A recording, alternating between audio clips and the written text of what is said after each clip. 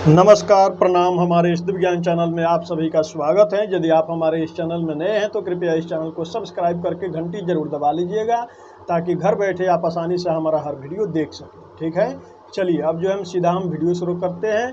आज जो है हम वीडियो लेकर के आए हैं, इसमें बतलाने जा रहे हैं कि जो है कर्मों की सजा कब और कैसे मिलता है। ठीक है, बहुत से लोग जो हैं, जो लोग यानी समझिए कि बुरे कर्म कर रहे हैं, कोई पाप, कोई ठगी, कोई अहित, कोई भी बुरा काम कर रहे हैं, और वो यदि सुखी है तो इसका वजह क्या है, उनको दुख कब मिलेगा, उस पाप का सज़ा कब मिलेगा। ठीक है, वो सब चीज़ हम इसमें बतलाने जा रहे हैं। ठीक है, और जो लोग जो हैं धर्मात्मा हैं, पूजा पाठ वगैरह करने वाले हैं, किसी के भी बारे में बुरा नहीं सोचते हैं, कभी भी भगवान पे अच्छा आस्था विश्वास जो है मजबूत रखते हैं, फिर भी जो है दुखी हैं, परेशान हैं, तो क्यों दुखी परेशान है वो भी चीज़ हम आप लोगों को इसमें बतलाएंगे। यानी ये हर चीज़ का समझिए कि हम विस्तार से आप लोगों को वर्णन करेंगे, पाप का और पुण्य का, और कर्मों का सजा कब और कैसे मिलता है। तो देखिए, सबसे पहले तो हम आप लोगों को ये चीज़ बतलाएंगे कि जो है कुछ तो होता है पूर्व जन्मों का कर्म। ठीक है, पूर्व जन्मों में जैसे मान लीजिए कि कोई अच्छा कर्म किया हुआ है, ठीक है, तो इस जन्म में उसके साथ अच्छा हो रहा है, लेकिन अच्छा हो रहा है पूर्व जन्म के पुण्य के वजह से। अब इस जन्म में जो उसने पाप कर रहा है, उसका फल इस जन्म में भी मिलेगा और मरने के बाद भी मिलेगा, मृत्यु के पश्चात भी मिलेगा, ये निश्चित है। ठीक है, तो देखिए, कोई भी यानी जो है पाप कर रहा है, जैसे मान लीजिए कि किसी को ठगना, किसी को बेवकूफ़ बनाना, या एक और पाप ये बतलाया गया है, जैसे आप मान लीजिए कि आप कोई पाप कर नहीं रहे हैं, आप अपने कर्म से नहीं कर रहे हैं पाप, लेकिन हाँ, कई लोग क्या होते हैं कि पाप करते तो नहीं है पर सोचते रहते हैं कि फलाना को ऐसे कर देता, चिलाना को ऐसे कर देता, यहाँ ऐसे कर देता, उनके साथ ऐसे कर देता। तो देखिए, सोचने से भी पाप लगता है। मानसिक वाचिक कर्म एक तरह का पाप बतलाया गया है। ठीक है, यानी मानसिक यानी मन में सोचने से भी पाप लगता है। वाचिक यानी बोला, किया नहीं, बस बोला, उससे भी पाप लगता है। कर्म यानी जो पाप कर रहा है उसको भी पाप लगता है। ठीक है, और इस सब का भंडाफोड़ कब होता है, जब इसका पाप का जब घड़ा भरता है तब भंडाफोड़ होता है। वो कैसे, तो जैसे मान लीजिए कि आप बुरे करते जा रहे हैं, करते जा रहे हैं, करते जा रहे हैं। कई लोग तो इस अहम में रहते हैं कि मैंने पाप करता थोड़े हूँ, मैं तो बिल्कुल पाप नहीं करता, कभी कभार सोच लेता हूँ, सोचने से थोड़े लगेगा। लेकिन मैं स्पष्ट बतला देता हूँ कि सोचने से भी पाप लगता है। बुरा आप सोचेंगे, आपको पाप लगेगा, उसका भी सजा आप भुगतने के लिए तैयार रहिएगा, इस जन्म में भी और अगले जन्म में भी। अब मूल और ब्याज जो है, कौन सा इस जन्म में मिलेगा और कौन सा जो है मृत्यु के पश्चात मिलेगा और अगले जन्म में मिलेगा, वो परमात्मा के ऊपर है, लेकिन मिलेगा। ठीक है, यानी जो भी, यानी समझ लीजिए, हमारे कहने का मतलब है, अब बबूल का पौधा आप लगाएंगे, ठीक है, तो पौधा जब बड़ा होगा तो उसमें आम तो नहीं ना आएगा,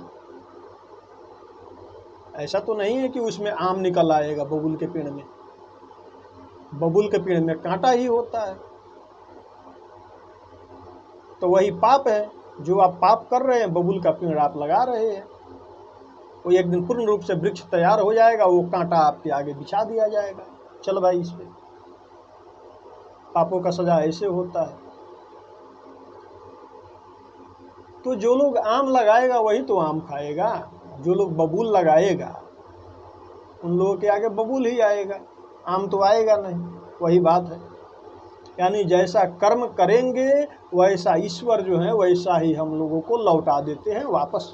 कहते हैं, ले भाई बेटा, अपना जो किया वो तेरे आगे मैं कर दिया। यहाँ तक समझ लीजिए कि परमात्मा का कोई खास हित मित्र ही क्यों न हो, भोगना सबको है, कोई नहीं बच सकता। स्वयं दशरथ जी महाराज जो हैं श्रवण कुमार के श्राप से नहीं बच पाए। यानी प्रभु श्री राम के पिताजी यानी स्वयं नारायण यानी स्वयं भगवान के पिता भी जो हैं अपने पाप से वंचित नहीं रह पाए। आप किस खेत की मूली हैं कि आप बच जाएंगे। कई लोग क्या सोचते हैं मन में कि जो है मैं कोई पाप भी कर लिया तो क्या हुआ, पूजा पाठ करता हूँ, गंगा स्नान करता हूँ, तीर्थ धाम पे जाता हूँ, दान पुण्य भी करता हूँ, ये छोटे मोटे पाप क्या कर लेगा हमारा। नहीं, आपका छोटा भी पाप आपके लिए महंगा पड़ेगा, एक दिन उसको भोगना पड़ेगा। जो भी आपके पूजा का या धर्म का जो फल है वो एक तरफ रखा जाएगा और जो आपके कुकर्म का फल है वो एक तरफ रखा जाएगा, दोनों मिलेगा बारी बारी से, ऐसा नहीं है कि नहीं मिलेगा। ठीक है, जैसे एक भजन भी था कि मेरे जो है मेरे मालिक के दरबार में सब लोगों का खाता ना, तो उनके पास जो है सबका हिसाब किताब रहता है, हर एक शब्द जो है लिखा जाता है, जो जैसा करेगा वैसा भरेगा, वैसा उसके आगे आएगा ही आएगा। ठीक है, कई लोग तो जो है क्या बोलते हैं, माता पिता जैसे मान लीजिए कि बुरा कर्म करते हैं तो देखिए उसमें भी बतलाया गया है कि पुत्र के आगे भी आ जाता है। आपके आगे तो आएगा ही आएगा, आपके पुत्र के भी आगे आ जाएगा, क्योंकि बतलाया गया है कि जो है बाढ़हि पुत्र पिता के धर्मा, खेती उपजे अपना कर्मा। इसका अर्थ क्या हुआ, बाढ़हि पुत्र पिता के धर्मा, यानी पिता के धर्म से ही, पिता के अच्छा कर्म अच्छा धर्म से ही जो है पुत्र का उन्नति होता है। बाढ़हि पुत्र पिता के धर्मा, खेती उपजे अपना कर्म, और खेती का उपज होता है आप जितना कर्म करेंगे, जितना मेहनत परिश्रम आप करेंगे उस हिसाब से भगवान फल देंगे। ठीक है, तो जो लोग इस अहम में रहते हैं कि हमने जो पाप किया है छोटा या बड़ा या जो कुछ भी है वो हमारे ही आगे आएगा, हमारे जो है बच्चों के आगे थोड़ी आएगा, लेकिन नहीं, आ जाता है, आपके भी आगे आएगा, आपके पुत्र के भी आगे आ जाएगा, आपके पुत्र पे भी वो मुसीबत खड़ा कर देगा, आपका पाप। इसलिए आप पाप करने से पहले 100 बार आप सोचो, और 100 बार सोचने के बाद भी वो पाप बिल्कुल मत करो। मैं तो यही बोलूँगा। अगर आप चाहते हैं कि मैं सुखी रहूं, हमारा परिवार सुखी रहे, हमारा पुत्र पौत्र बाल बच्चा यानी हर कोई सुखी रहे, तो सबसे पहले बुरा करना तो आपको छोड़ना ही पड़ेगा, बुरा सोचना भी छोड़ देना पड़ेगा। यहाँ तक कि आप अपने शत्रुओं के भी बारे में बुरा सोचना बिल्कुल बंद कर दीजिए, तभी आपका भाग्य साथ देगा, तभी आपको परमात्मा साथ देंगे, तभी आपके परिवार का या पुत्र पौत्र का विकास होगा, उन्नति होगा। ठीक है, नहीं तो बुरे कर्म करेंगे तो यहाँ पर भी भोगेंगे। हो सके तो आपके बुरे कर्मों का जो है जो फल है, जो पाप है, जो दुख है, उसको भगवान जो है बुढ़ापे में भी दे देते हैं। ठीक है, अब कई लोगों को देखा जाता है कि डॉक्टर भाई वो क्या बोलते हैं, बोल देते हैं डॉक्टर स्पष्ट कि भाई इसको तो भयानक कोई बीमारी लग गया है, 10 दिन से ज़्यादा नहीं जिएगा, फिर पता चलता है 10 बरस तक वो घसीटते रहता है, एक दर पे सोए सोए जो है क्या करते हैं, मल मूत्र आदमी त्यागते रहता है, उसी बिस्तरा पे भोजन मिल रहा, उसी पे मल मूत्र त्याग रहा। ठीक है, तो देखिए जैसा कर्म है, देखिए मैं किसी को हंस नहीं रहा हूँ, कई लोगों के साथ में ऐसे होता है, लेकिन मैं बतला रहा हूँ कि बुरे कर्मों से जो है आदमी डरे। ठीक है, यानी जैसा आप कर्म करेंगे वैसा परमात्मा आपको देंगे। और मृत्यु के पश्चात क्या होगा, मृत्यु के पश्चात यही होगा कि जो है जमदूत आएंगे, आपको ले जाएंगे पकड़ करके। अब जमदूत सब कोई को दिखाई नहीं देते हैं, जो मरने वाला होता है उसी को दिखलाई देते हैं। ठीक है। यहाँ तक बतलाया गया है कि मृत्यु से पहले आपको सूचना तक मिल जाता है कि मृत्यु होने वाली है, स्वप्न के माध्यम से या चाहे जैसे जमदूत दिखलाई दे देते हैं उस व्यक्ति को, जिस व्यक्ति का मृत्यु नज़दीक होता है, बतलाया गया है। ठीक है। तो जमदूत क्या करेंगे, पापी आदमी को जो है प्राण हर करके निकाल करके खींच करके अपने पास मारते हैं और उसका प्राण खींचते हैं, खींच करके जो है उसको बांध करके ले करके जाते हैं। फिर जो है वो इंसान जो है यानी जिसका अभी अभी प्राण हरण हुआ है, जमदूतों द्वारा खींचा गया है, जो है वो अपने पास में यानी रस्सी में उसको बांध करके कैद कर लेते हैं जमदूत, और फिर जो है दिखलाते हैं कि देख इस तेरे शरीर के साथ क्या हो रहा है।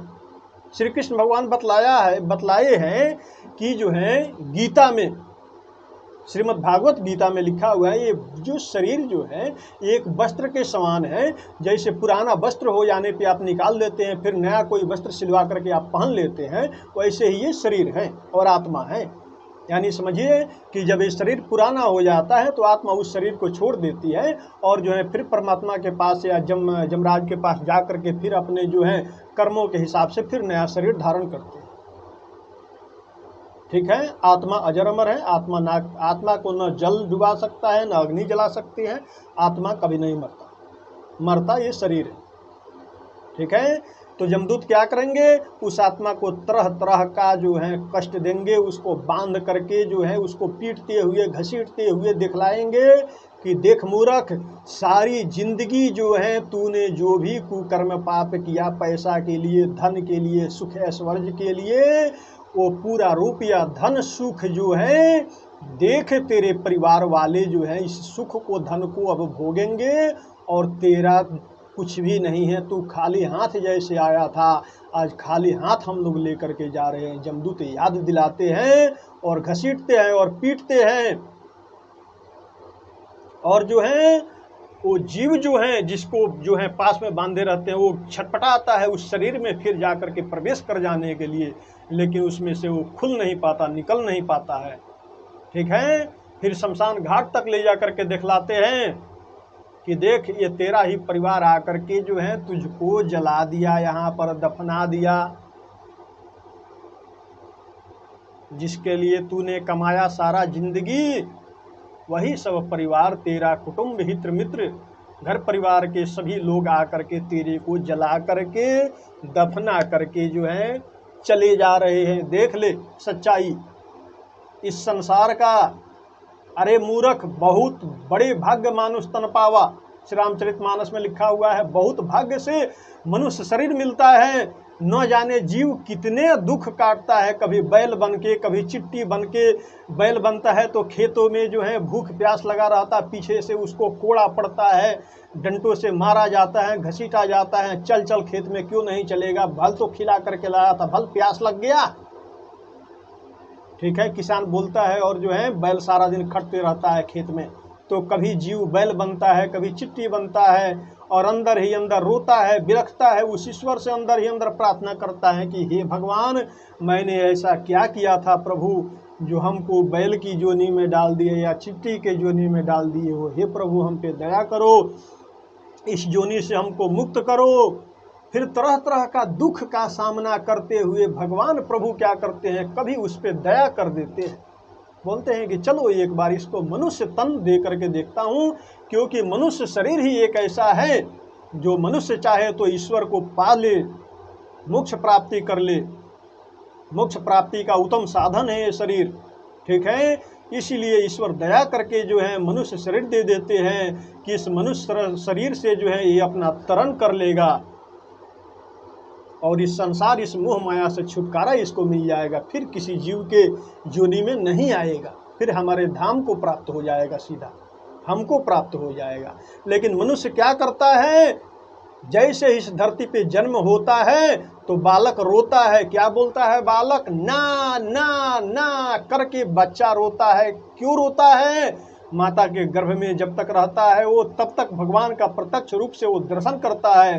वो दर्शन जो है छूट जाता है, उसका नेत्र किसी और दुनिया में पहुंच जाता है। वो जब रोने बिलखने लगता है, ना ना करके रोता है, मैं कहाँ आ गया, कहाँ कहाँ करने लगता है, मैं कहाँ आ गया प्रभु, अभी तो कहाँ था, आपको भी देख पा रहा था, किस दुनिया में मैं आ गया प्रभु कि आपको नहीं देख पा रहा हूँ। प्रभु को खोजता है, रोता है बच्चा जोर जोर से कि भगवान कहाँ गए, अभी तो मैं देख रहा था उनको, माता के गर्भ तक वो दर्शन करता है परमात्मा का।